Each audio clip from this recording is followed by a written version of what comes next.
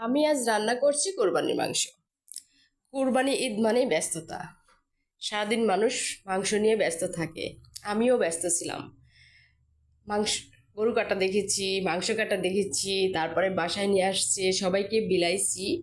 আর তোমাদের সাথে শেয়ার করতে পারিনি। আজকে আমি কোরবানির মাংস রান্না করছি। তোমাদের ঈদটা কেমন কাটলো অবশ্যই জানাবে। আর আসলে কি বলবো, কোরবানি ঈদ মানে ব্যস্ততা। সবাই এই দিনটা ব্যস্ত থাকে।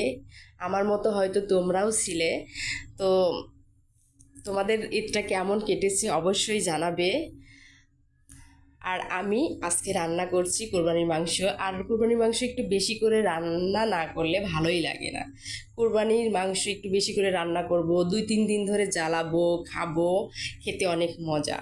আর চাউলের রুটি দিয়ে এটা যখন জ্বালাতে জ্বালাতে কালো হয়ে যাবে, তখন এটা দিয়ে চাউলের রুটি খেতে অনেক মজা।